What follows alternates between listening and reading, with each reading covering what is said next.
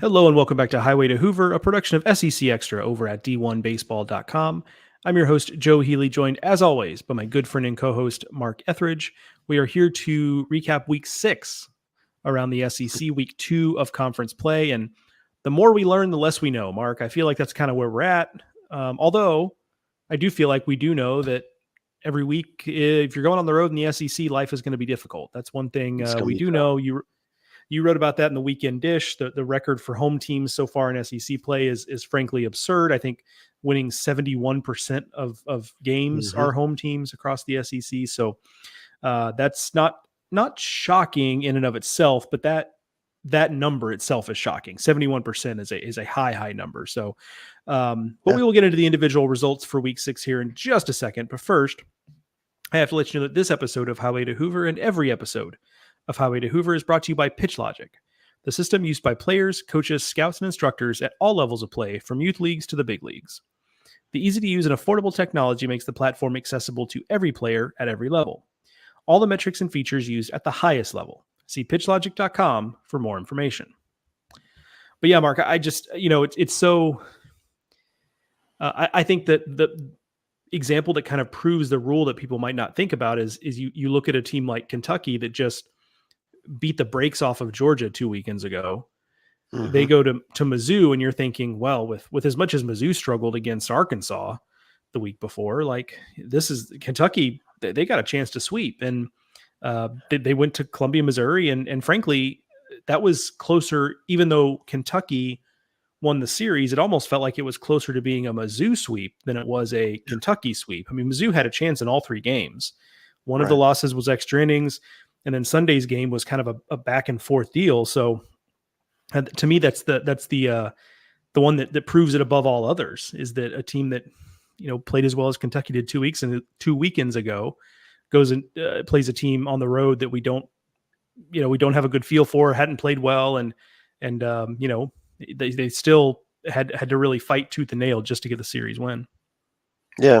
I mean, it for me, it looks like it's going to be one of those years where you get 2 at home, you try not to get swept on the road, and then that gets you to 500. And then anything you do beyond that is how you're going to win the league. Okay. So you're Arkansas, you go to Auburn and you take 2. You're Florida, you go to Baton Rouge and you get 2. That's how that's going to work. Okay. And maybe you get a sweep at home. Okay. So certainly there'll be some of those, as we saw this weekend. But I think otherwise you're going to have a whole lot of teams right in that 13 to 16 to 17 win, range. And there's not going to be very much difference between them. It's what you did in non-conference. It's how some of that is comprised, who you eat within the conference, that sort of stuff. This kind of determine the pecking order. But I really do. I think you're onto something here. This is going to home team is the default choice from now on, right? And you would pull when you're playing Missouri, but as you saw this weekend, Missouri, I mean, they were very competitive. They were, they certainly had their opportunities to, as you said, to sweep, not just to hang around and play spoiler. I mean, there was a whole lot of difference, right? And that's what I think that's not going to be the exception. I think, at home, Missouri is going to be hard to deal with. On the road, you might be able to have your way with them.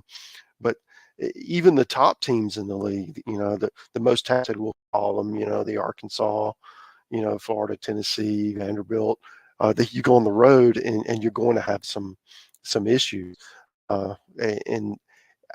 And especially with teams that are struggling on the mound. I mean, maybe you take Arkansas out of that, but if you're not consistent and you don't know what you're going to get from week to week, that's going to add to that volatility and make you more prone to upset. I think, the exception to that would be Arkansas, because for the most part, they've gotten good starting. Molina's had maybe one start. It wasn't great. Tiger wasn't perfect this week either. It's kind of for the first time. So maybe, maybe even they're vulnerable.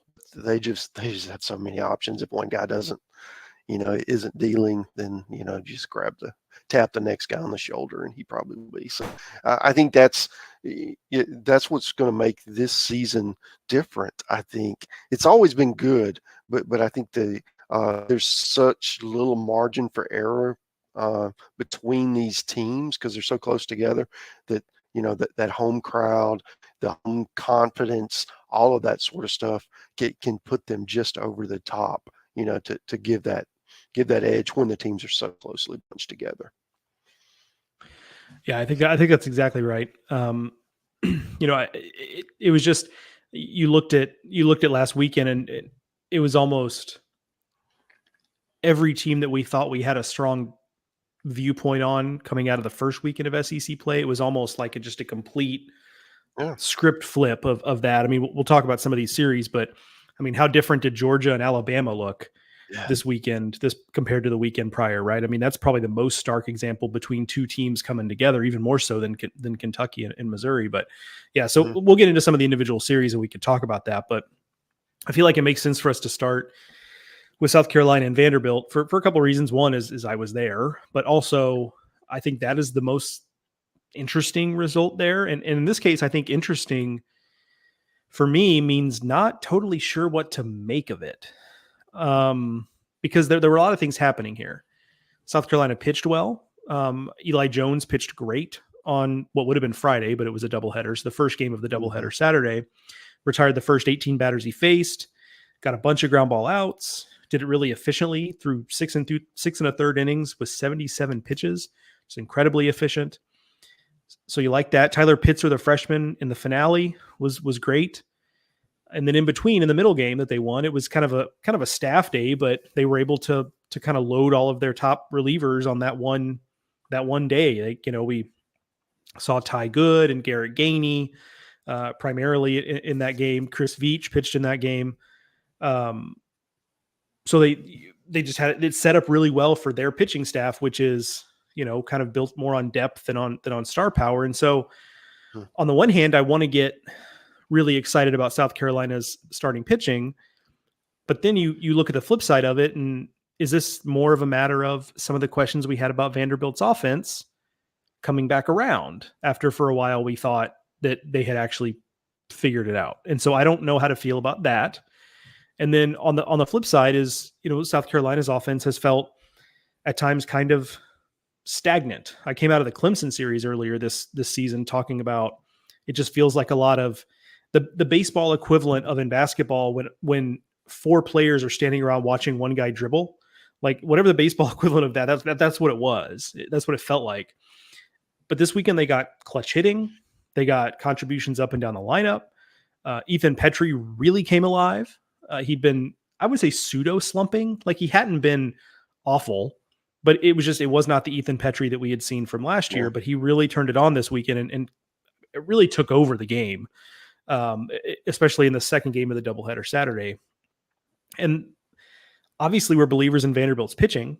So like, is it just that South Carolina had a good weekend? Is it that the lineup is fully realizing its potential? And so that's what makes me kind of fascinated by this series is I'm not entirely sure what to make. I mean, Vanderbilt's not as bad as they looked last weekend. Clearly, I don't think South Carolina is probably as good as they looked last weekend. Like I don't think Tyler Pitzer is going to come out there and just be like this supernova phenom of a freshman every weekend.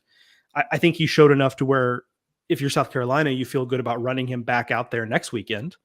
But banking on him doing what he did against Vanderbilt again is probably foolhardy. So, just much like how sometimes the most provocative things you read are things that make you think and make you not sure of what your conclusion is. I think that's true of this series where I come out of it being intrigued, but just totally scrambled in terms of what I feel about it. Maybe you can help me sort through some of it, Mark, because I really don't know. Well, I think, one of the things we wondered about with South Carolina is how would they handle, a strong offensive lineup. And Vanderbilt has had their moments where they've been that. And then maybe they've had some moments that give you pause. And certainly this weekend was one of them. And And that's kind of the deal. You don't know how much of it was South Carolina, how much of it was Vandy, how much of it was, we all like to say it's a little bit of both, right? And it probably was. But I think that as well as Vanderbilt had played versus Auburn and just absolutely demolished an Auburn pitching staff, and then turn around and not be able to have, just have limited success, in the 3 games and get swept. That is, a complete 180. And that's the part that's kind of puzzling for me. They weren't the only team to go through that, as we've talked about. So it's going to be fascinating to see. Vandy's got Missouri next week. If you're going to have a get right weekend, that's probably preferred opponent. If South Carolina, they've got to go on the road, and they'll play Alabama, who's been really good at home, and they face planted this weekend in Athens. So, and they're having some pitching issues, so you're catching them kind of in a transition, I believe. So, if you're South Carolina, that's a winnable series for them. If you play, if South Carolina plays as they did last weekend, then they probably do. They probably go in and win it. But then, then it's all, hey, we based last week's projections off of the first week, and week 2 was not a whole lot like week 1 for a lot of different teams. So is this going to continue to be volatile, or are we going to start to see some trends that we can actually learn something from? And, to your point, I don't know what to make of South Carolina or Vandy or Alabama, that we can talk about. Or for that matter, Alabama's opponent, Georgia. All 4 of those teams did not do what I expected them to do this weekend, and on the side of the ledger. So really confusing week, but it's also fascinating because, you are dealing with, 19 to 23-year-olds. You will get some inconsistent results, and that's just part of the deal, especially when, as we kind of talked about earlier, that I don't think there's a whole lot of difference between these teams. It's going to be who's feeling it that day, who's throwing strikes, and who's healthy, and all those sorts of things, and and who's at home. Yeah, so I tried to kind of, knowing this is how I was going to have to first talk about this series, I kind of tried to force myself to compartmentalize some things that I feel most confident in. So, with South Carolina, I do think Eli Jones is a real Friday guy. Now, he's not to use Mark Kingston's term, he's not the sexiest Friday guy there is. Like it's a sinker, not a riding fastball. It's 92, not 96. So it's not a wipeout breaking ball. It's a cutter, so it's, it's just not what you're used to with SEC Friday guy, but I think he's effective enough. Like, I think he strikes me as being ready for that. So that's one thing. The Vanderbilt side, I am a little worried about the bullpen because the guys who have stuff, and this was something I talked about on the last week's episode with Aria Gerson from the Tennessean, the guys who have stuff don't throw enough strikes, and the guys who throw strikes don't really have enough stuff. And so you saw it over the weekend where Brennan Cyber, a freshman who's been really good for Vanderbilt, comes in and just gets ambushed with 2 home runs in 3 batters and just crushed home runs. And, Alex Kranzler, another freshman they've used a lot, is kind of the same way. But on the flip side, like, they haven't really used, they didn't use Grayson Carter. Now I think they're kind of preparing him for something different. I think they're kind of flipping that, but right. Because we do have the Thursday series coming up. So there are a lot of teams kind of doing some, I noticed that Ole Miss is not starting Riley Maddox in the midweek, and he had been starting the midweek. So I wonder if that's also although they don't have a Thursday series, so scratch that. But regardless, there are some teams doing some finagling here, but Grayson Carter has been, he misses plenty of bats, but the walks are a problem. Ethan McIlvain is a freshman. The walks have been the problem. So I'm a little worried about the bullpen because, like Florida, they've kind of had to turn to a bunch of young guys to try to get outs. And they've had some success with their pitchability guys, Vanderbilt has, but I just worry when they face these really good offenses. And that's a particularly bad matchup for that type of bullpen because South Carolina, I think, is going to struggle against high velocity guys who can control the game because they have some guys in their lineup who don't catch up to velocity very well. But man, that's a lineup that can punish your mistakes. Like they are looking for fastballs in bad spots. And if you put a fastball in a bad spot, they are going to punish it.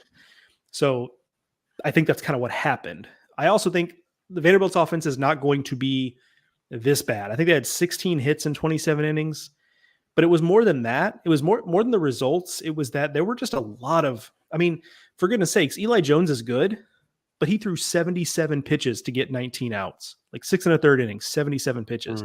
There were just a lot of like 1 and 2 pitch rollovers. And that's just not Vanderbilt offensively. You know, Matthew Polk had some good at-bats where he was fouling stuff off and clearly battling and fighting, but they're just a lot of times offensively, it didn't look like there was a lot of fight. And that's just not like Vanderbilt. So I think that'll get better because I do think that approach will get better. So we'll see. But those are things I feel most confident in. I think Eli Jones, very good. Garrett Gainey out of the bullpen for South Carolina.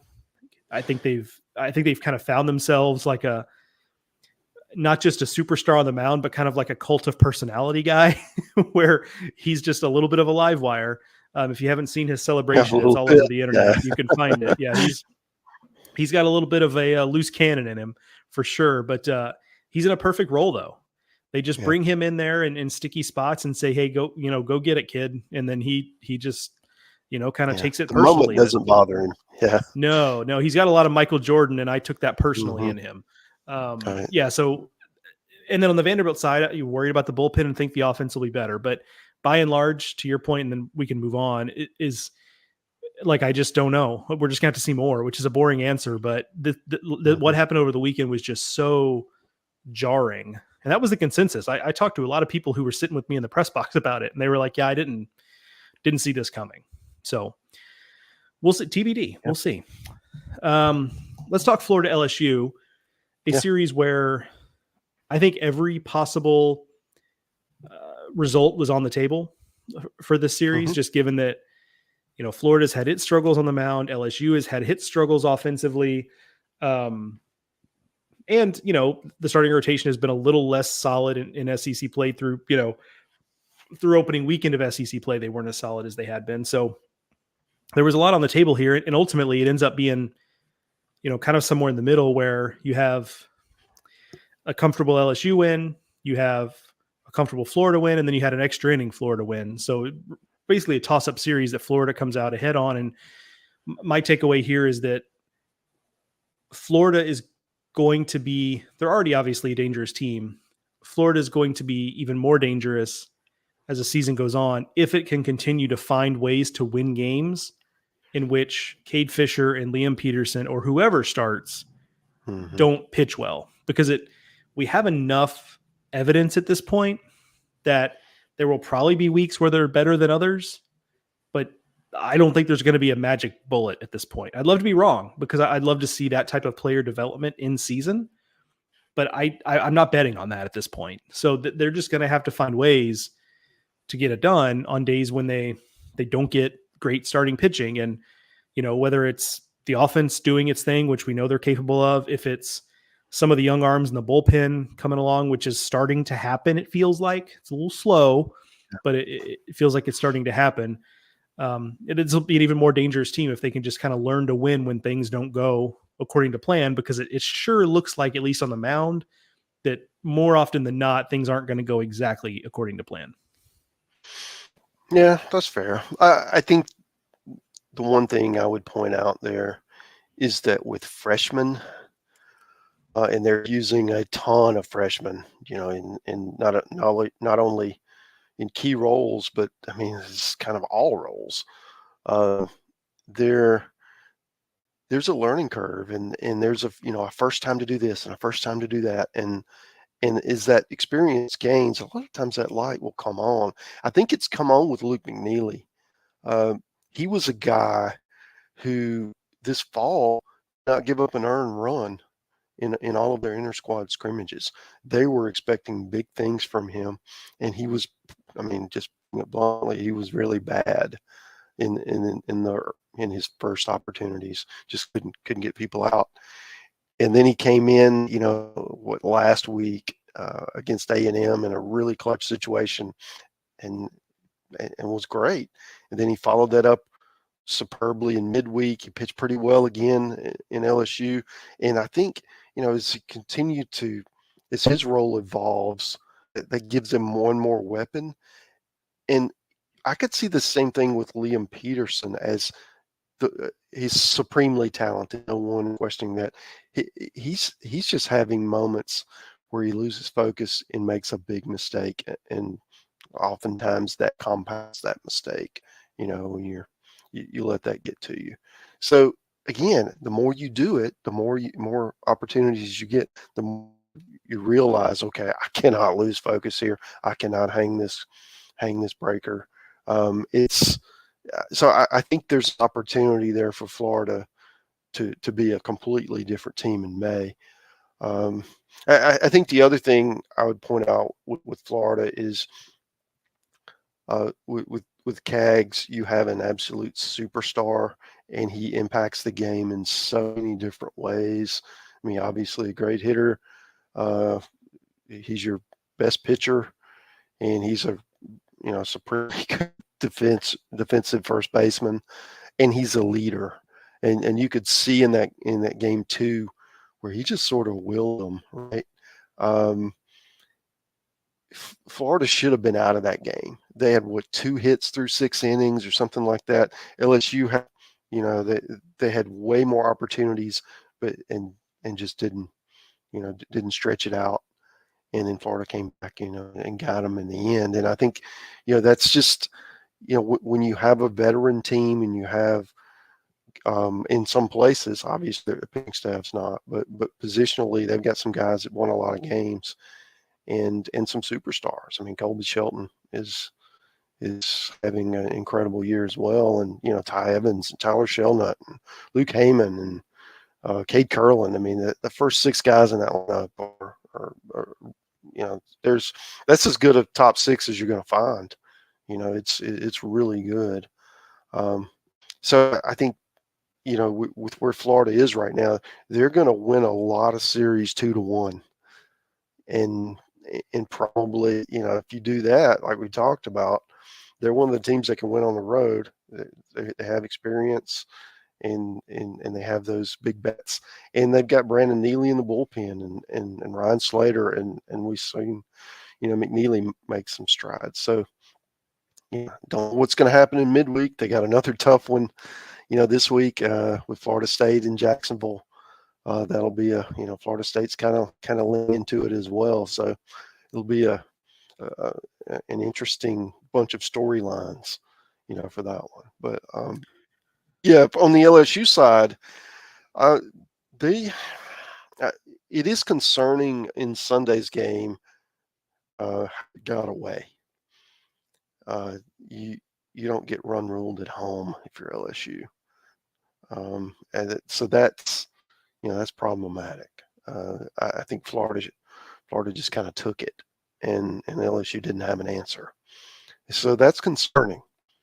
I do think that, Luke Holman was really, really good Friday night, after a rough start the week before. I think he had 13 strikeouts and, gave up maybe 1 or 2 hits. I mean, it was just a dominant type of outing.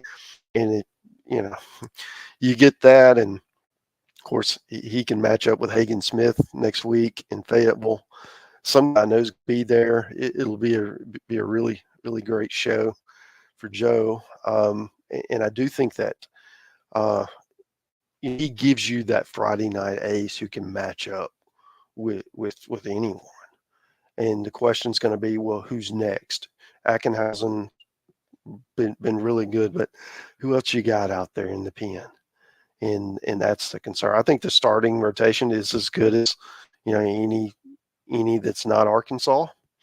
But after it's who's going to get those tough outs, and who can step forward. And maybe it's not a guy they're even using right now, because that staff they've got a lot of velocity on that staff. Guys that can come in, and they have to be consistent with it and throw more strikes. And I do think that those are the kinds of things that you can find. If you have that talent, you can find guys that just kind of clicks in mid-season, and a guy who wasn't in a key role becomes your bullpen savior. And I think that's what LSU needs right now. I think offensively they're going to be okay. They're never going to be this is not breaking any news here. They're never going to be the kind of offense they had last year, but they've got players, and there's talent, and they've got some really talented guys who are fighting right now. And you have to feel like those things are cyclical. At some point, the talent's going to win out, and they're going to be back, to performing at least an improved level. And when you got Tommy White and Jared Jones and Trubisky, and you've got a nice core, you just need some guys around them. And I think that's, if they get that, then, LSU where they want to be late in the year with a chance to make a run.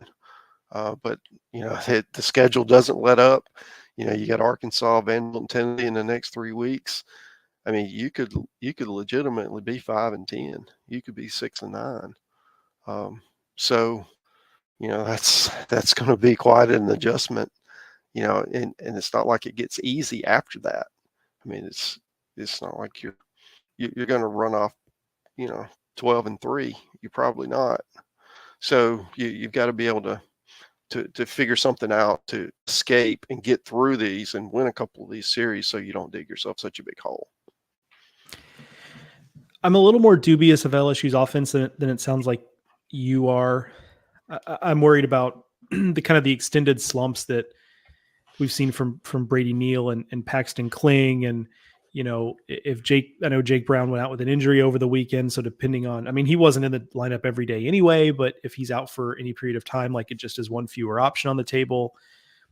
Stephen Milam has cooled off since his really hot start. And I do have to wonder if, as they really get into like this weekend against Arkansas, like, how do you, other than Tommy White and Hayden Treminsky, who do you feel confident about stepping in against Hagen Smith? Everyone's answer is no one around the country, right? Because the dude has like 62 strikeouts in 29 innings or something absurd.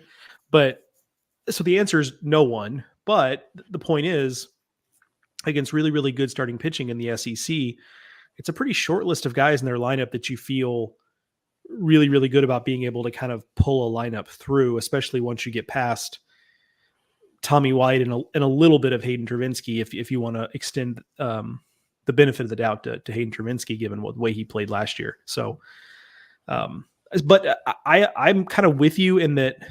An almost bigger question for me is kind of where they're at in the bullpen, because when you consider that, Justin Lohr, I think they looked at as being a guy who could be a lockdown guy for them. And he's had his moments, but his ERA is 6.5. And, Cam Johnson, the highly touted freshman, was more of a project than a instant impact guy. So like maybe in 25 or 26, he's better, but for right now, he's not really a guy they can use, they've used Christian Little a decent bit. His ERA is 9, right? So they just had a lot of things happen in the bullpen that have made it to where they don't have as many options as we thought they might coming into the year. And I think it was a good piece of evidence of where they're at, that Sunday they pulled Cade Anderson out of the bullpen pretty early. And he's a guy who's done some midweek starting, has done some low leverage stuff. Like, clearly they're trying to increase his role, and it didn't go great yesterday, but they clearly they're trying to find some answers, and thought he could be one, and he still might be. He's a really talented guy, but I think that just showed that, hey, we're kind of open to all kinds of solutions here because we know we need to find one. So let's pivot to Georgia, Alabama. Mark, another surprising result. Georgia just handles Alabama at home. One week after struggling so much against Kentucky, and 1 week after 1 week after Alabama did a pretty nice job against Tennessee's offense, which I think if you made me pick one, I'd go with Tennessee having the best lineup in the conference, and Alabama Mhm. did a pretty good job with them last weekend. But then against Georgia, couldn't really keep the ball in the ballpark, which is Georgia's thing, sure. But given the struggles of Georgia the week before, you thought that maybe that would be something that the Crimson Tide could do, and they couldn't. So I didn't see a ton of this, I have to admit, because they played a doubleheader Saturday that basically completely overlapped with the doubleheader where I was at. So I'll Mhm. lean on you a little bit, Mark, as to what you feel Yeah. like the takeaways are here. Well, certainly Georgia's offense just jumped on Alabama. It was early, just hitting the ball out of the park. I mean, Rick Collins, obviously Charlie Condon, but Slade Alford, all these guys that are having big years had big weekends. But Georgia had, you know, production throughout the lineup. It wasn't solely those guys, and they were obviously really good. The part that surprised me is that Georgia was able to handle an Alabama offense, and they give up hits, and they gave up home runs too, but they were able to get the big outs when they needed them and make pitches. Brian Zeldin was really good. He pitched in 2 games. I think he threw 4 shutout in one, and then came in and got maybe the last couple outs in another one. I mean, just coming in burying curveballs, and it was very successful. So that to me, I wondered how Georgia would handle an Alabama lineup that was, near the top in every offensive statistic after not being able to handle a Kentucky offense that, is solid, but is certainly not what we think Alabama's is. So, and Georgia did it.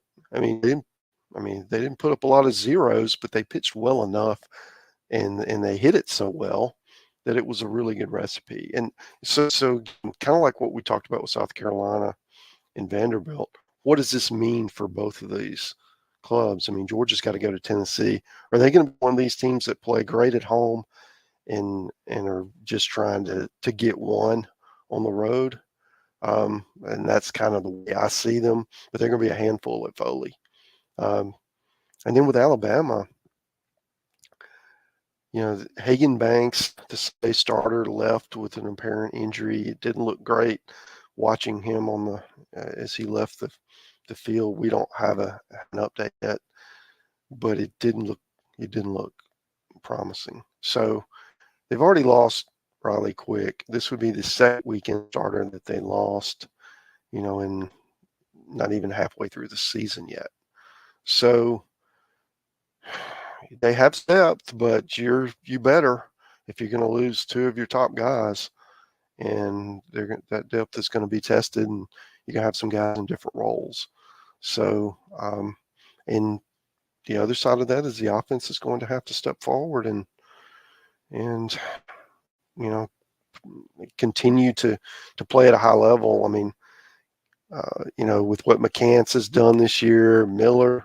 I mean, they've got two of the best hitters in the conference, and they're able to lean on those couple guys. They just need more, right? They need more guys around them, get the clutch hit when those guys are on base, that sort of stuff. And if they did that, then they at least win one of those games at Georgia instead of getting swept. And I think they were close, and certainly 2 of the 3 could have gone either way if they got one more clutch hit that they just weren't able to get.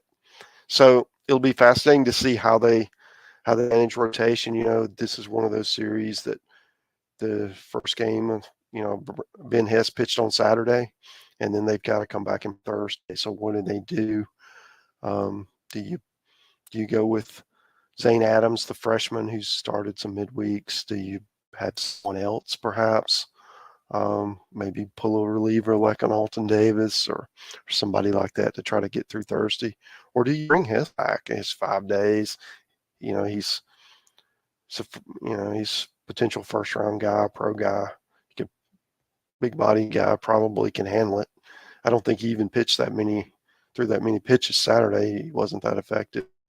So what do you do, right? And that's kind of the game within the game. How do you manage that? So, but for Alabama, they've been really good at home. So that's so it's good for them to get back home and see if they can kind of regain some momentum that they had after that Tennessee series. With Georgia, I wonder if you might be right about the home road thing. I also wonder if this is just such a new roster. It's not necessarily young because it's a lot of portal guys, but it's a lot of inexperience within the confines of the SEC. And I just wonder if this is going to be a team that some weekends it clicks and some weekends it just doesn't, because it's a roster that doesn't have a lot of continuity. I don't know. It seems like it could be that kind of team. I mean, to wit, they have used 22 pitchers, and they have 13 position players who've started 11 or more games. They only have two players, Charlie Condon and Slade Alford, who have played in every single game this season. Everybody else has been out for at least one game, mostly just because they're like cycling through players. Another little fun fact there, Charlie Condon, I saw this from Anthony Dasher, who covers the Georgia Bulldogs locally and has been on Highway to Hoover earlier this season. Charlie Condon's only 11 home runs from breaking the Georgia career record, which he could have that number by the beginning of May at this rate. And that might be conservative, frankly.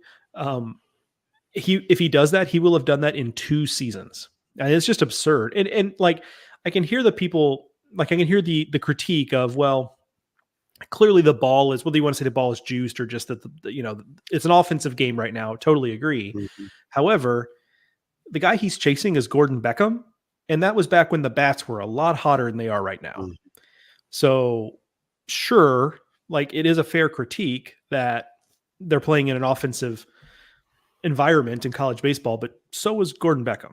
Like, let's be real about it. So I don't know. There's really not a lot else to say about Charlie Condon at this point. Shout out to Corey Collins, big weekend, SEC Player of the Week, both for SEC Extra and for the league. And talk about a guy who's been through about everything there. He's been there forever and been through some ups and downs, and they've been batting him leadoff, which is interesting. If you've ever seen Corey Collins' body type and his skills aren't necessarily, they don't scream leadoff hitter. But then again, neither does Kyle Schwarber, and look where Kyle Schwarber is. So anyway, interesting stuff. Georgia's on, we said this even before the season, that they were going to be maybe the most interesting team to follow because you just had no idea what's going to happen. And maybe they're just going to be this team all season where we just week to week, you don't know what you're going to get. And that could be maddening for that coaching staff. So there's that, but for folks like you and me, it can be kind of fun. So we'll have to see. Arkansas Auburn. Arkansas wins the series 2-1. Had game 3 in control. I think it was it Mark, something like 6-1 in the finale. It was Saturday finale because this is a Thursday series. And then Auburn comes back to win at 8-6. And I frankly, like, anytime someone comes back from a deficit like that, it's surprising, but just in the grand scheme of things, not surprised that Auburn found something and won a game on Sunday, because the idea that Auburn was going to be 0-6 in the league just did not compute. I mean, 1-5 is hard enough to compute, but like Auburn is just never going to be the program that rolls over in a series like that. So not shocked they found a way to win that game. But with that being said, 1-5 in the league is not insurmountable, but it is a pretty big hole when you consider that the schedule is not necessarily going to get any easier. Yeah. And they were down 5-1 and when they made that rally, and Cooper McMurray had the big blow. He had a 3-run bomb, and it really kind of got them back in it, so to speak. I think the thing to note, Connor McBride started Thursday. He was a midweek starter who pitched really well the week before, and he was good. He certainly earned another spot. Chase also was kind of his typical self. He was good in spots, and had kind of one bad inning, or occasionally things will just kind of get off the rails. But then Joseph Gonzalez was pretty good to start with, and then it really got away from him in his start. I think Arkansas batted around on him. It's just they've got to have more out of Gonzalez. He's certainly a talented guy. 2 years ago was one of the best pitchers in the country. It just, for whatever reason, it just hasn't come back. With health issues and mechanics, and it's just a whole lot of uncertainty around him and what you're going to get. And it's for Auburn to get where they want to be, he's got to play a role, and a key role. And I think the thing, when you're 1-5 at this point, we talked about, winning 2 at home and getting 1 on the road. You've got to exceed that somewhere along the way, probably a few times. So they go to A&M this weekend. That's going to be tough. Then they've got Tennessee at home. That's going to be tough. I mean, it's just where does the math work? Right? So if you go by, underdogs and favorites, you're not going to like where this lands. So you're going to have to do something to exceed that. So certainly Auburn's capable. Look at what they did last year. They finished strong. They were 12-3 the second half of the season a year ago. Different team, different, this you can't depend on that. But I do think instead of focusing, on the one loss, it's, we just got to play better. Right? You focus on the process and not the result, and then the result should take care of himself. And I think, Butch is perfect guy to kind of foster that environment. And, the offense is good. I don't, certainly it's had some inconsistencies, and, you face Arkansas, that's in Vanderbilt, those are 2 really pitching teams that kind of handcuffed them, but everybody doesn't have that. And I do think that there's a chance against some of these other clubs that they'll match up better, and their offense will be able to, to have a lot more success. So the other part of this, the Arkansas side of it, just they continue to get clutch hits. We've had questions about their offense. Is it going to be, one of the best in the conference? No, but I think it can be, middle of the pack, and middle of the pack in the SEC is pretty dang good. And I do think that if they can continue to get, contributions from multiple players, who was the guy that pinch hitter or late inning homer? Is it Helfrich? I forget. Yeah, Ryder Helfrich. Yep. Yeah. So anyway, that was a monster at bat. I think that was his first SEC hit, and it was just a colossal blast for a key home run. And that's the kind of things that they're going to need, right? Because it's, they've got a few middle of the order guys that are,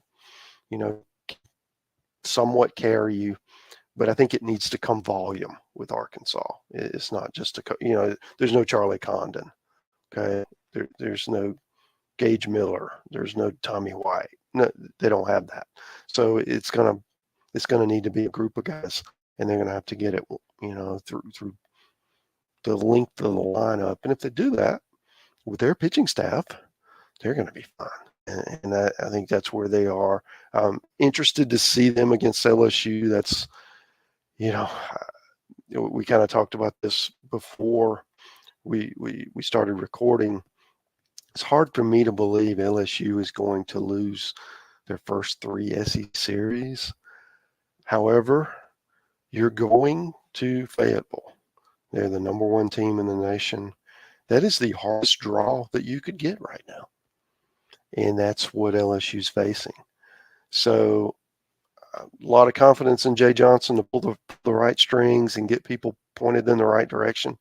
But there is, that is a tall order to fulfill in Arkansas this weekend.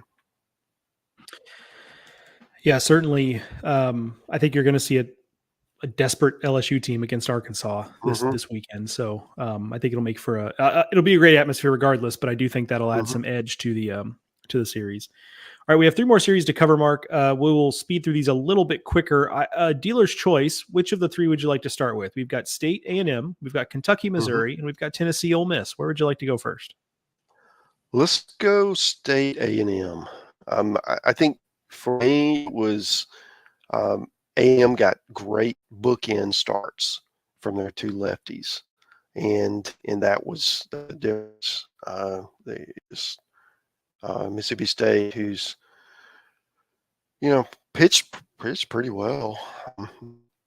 It just couldn't mount enough offense against those two guys, and no shame in that. Those are two really good pitchers. And I do think, I'm still bullish on Mississippi State. They've had a really challenging schedule that continues. They go to Gainesville, but I think this is a good team. And they're going to have a great chance to be successful. And then with A&M, it's the pitching has been solid, and with Aschenbach at the end of the game, he's a weapon. And then the top of that lineup, man, just continues to flourish. And Jackson Appel has kind of joined them as a 4th bat, having a great year. And I think with A&M, they're in a great position to, we wondered if they would pitch, and boy, to this point, they have answered that question in an affirmative. Yeah, that series strikes me as a classic series of everybody walks away feeling pretty good, right? I mean, A&M wins the series, the starting pitching gets back on track for the most part. The offensive stars they're leaning on were good. And then for State, you get a game in a tough road series, and you look like you belonged in a way that last year they just wouldn't have, right? And I think that's big, and we can nitpick them a little bit. Nate Dome's status is still up in the air, although there's hope they get him back here soon, next several weeks. But Senja hasn't been that clean the last few weeks. And you just don't know with Cal Stevens been a little inconsistent, and Evan Sierri's kind of been shoehorned in there as more of like an opener, a kind of a 4-inning guy. So there are things you can nitpick, but they keep playing well, and they look like they belong. And so I don't think anything that happened over the weekend should make anyone think any different of State, that this team is just better. It's just a matter of how much better and what that's going to mean in the end. Kentucky, Missouri, real quick. This series starts talking about things that have changed. One thing I hear about this Kentucky team when I talk to other people about it around the league is that they carry themselves with a swagger and with a sense of confidence and certainty about themselves. And so this series, which looked on TV anyway, like it was brutally cold and windy, which, that's Columbia, Missouri for you in March, but just not great conditions. It was a weird series. There were some weird, like, on-field things from what I could tell. And, offense wasn't coming easy necessarily. And it feels like the type of series that a Kentucky team in, 2019, 2021, 2022, probably just can't deal with it all. They lose that series, and they maybe they were in a position to win it and they just can't do it. But this team, in a world where Travis Smith is now out of the rotation, Mason Moore doesn't have a very good start. And they have a couple of games where the offense just is doing nothing for most of the game. And they still found a way to win that series, which is, like I said, just something I think previous iterations of Kentucky don't do. They don't find a way to win that series. And so in this world where they're going off script a little bit, some of it's been injury, some of it's ineffectiveness on the mound, and here they are 5-1 in the league and ranked in the top 25. And I think they're 20-4 overall. And I think it's important sometimes to kind of stop and because last year's Kentucky team was so polarizing, because like some people were like, oh, the metrics are junk, like the team's not that good and they don't deserve, and they yada yada yada. And then the other side, of course, is kind of like, well, but the metrics do mean something, and like they've earned it, and look at the non-conference schedule. They were just so polarizing. I don't think we fully really stopped to appreciate what they had done. And then look at this year where it's like, how many how many Kentucky teams in the last 20 years have started 20-4 against any schedule, right? And yet we're kind of sitting here generally kind of wondering how good are they? Are they even as good as last year? And yet by the standard of Kentucky baseball, like, they're killing it, so it is kind of a funny how expectations work, but it is worth mentioning that this team just has continued to figure it out, and winning is a skill. And it feels like right now this core just kind of knows how to win. Yeah, it's something you said kind of sparked a thought for me. Is it would have been really easy to go in and sleepwalk through this series. It's it's And just against the say like, Missouri just team. not our weekend. Yeah, right. Like, yeah. Kind of like Yeah. what happened with Tennessee last year, right? It just it went to Missouri and bad things happen, and all right, let's just go home, all right? And their season ended up fine, right? But I think that the deal with Kentucky is they were able to fight through it and take 2 out of 3. And yeah, it wasn't the prettiest games, but we escaped, and all of our goals are still in front of. We will not have a setback.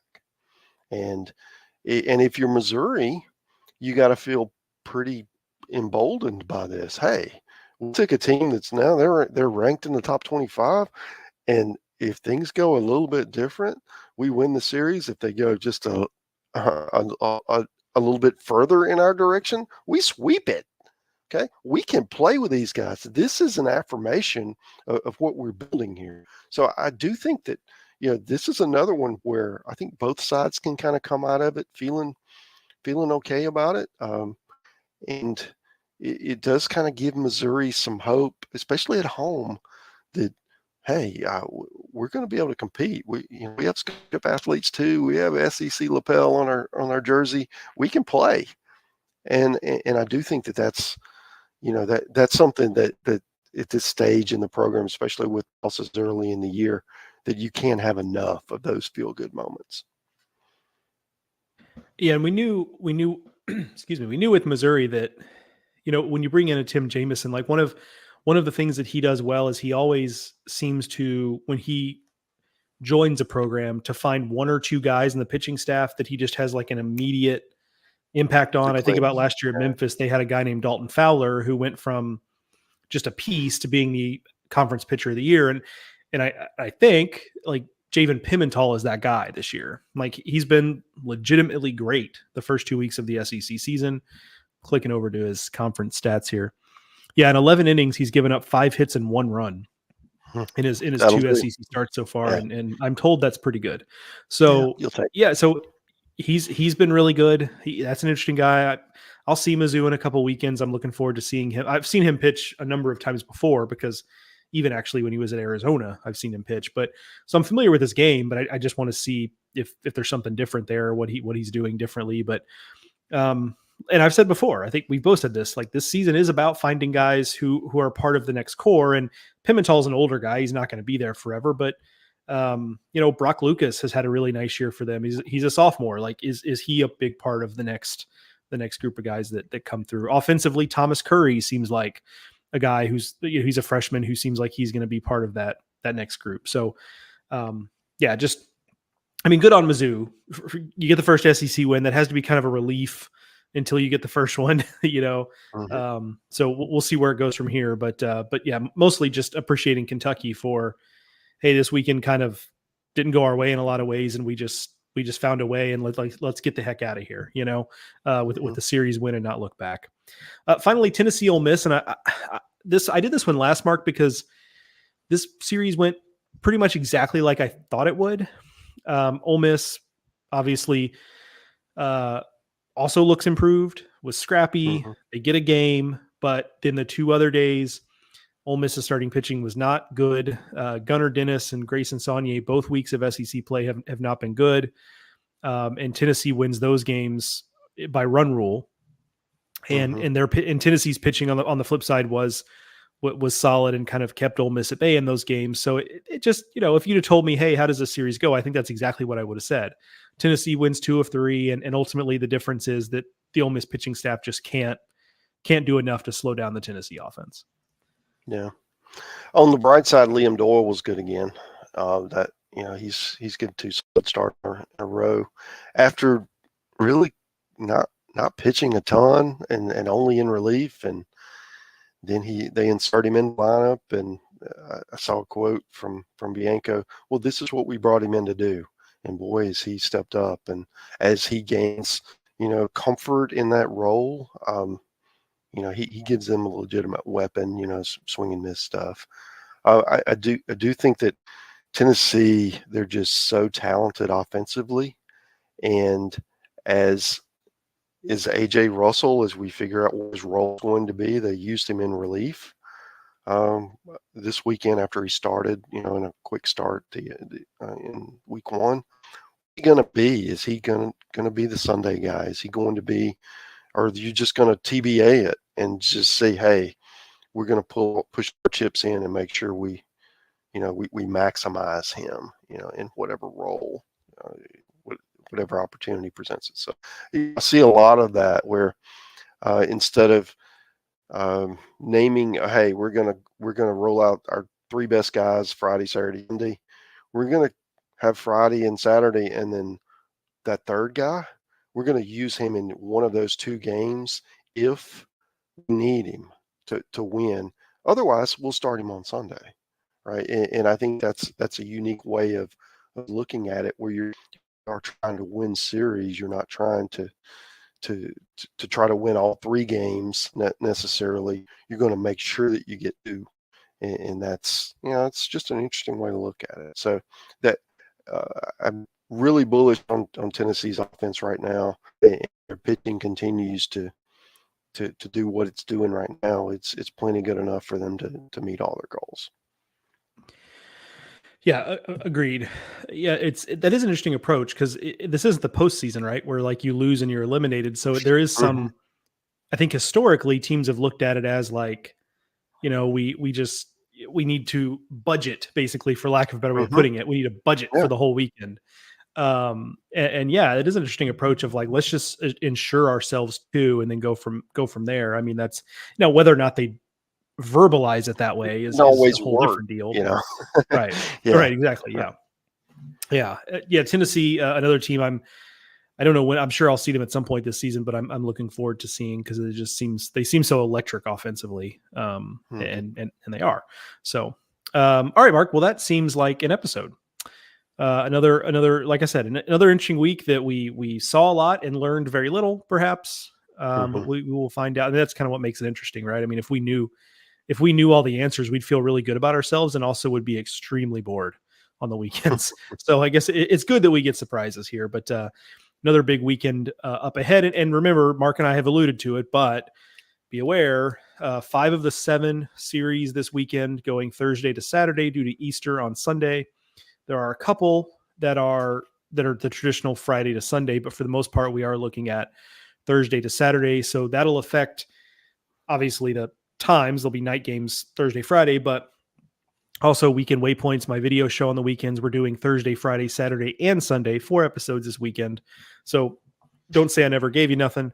So we'll do that. And so everything kind of gets pushed up a day. Mark and I will probably still podcast kind of on a similar schedule this time next week, but just be aware that the schedule is going to be a little wonky this week, because we're moving up day. It's an early Easter, Mark. This is almost the earliest it could possibly be. So came up quick. Usually this weekend does not happen 3 weeks into the SEC schedule, but here we are. So, all right, that is going to do it for this edition of Highway to Hoover, a production of SEC Extra over at d1baseball.com. A quick thank you, by the way, to everyone who has gone on to Apple Podcasts or whatever the podcasting apps are and has given us a rating and review. I don't ask you guys to do that as often as I probably should, but I have noticed that the reviews and ratings have jumped there. So we greatly appreciate it. You doing that. Mark and I aren't smart enough to tell you why it helps us, but they say it does. So, please do that if you've not done so. I appreciate those who already have. Thank you to Pitch Logic for sponsoring this and every episode of Highway to Hoover. Thank you to Mark, as always, for joining me. And thank you, the listeners, for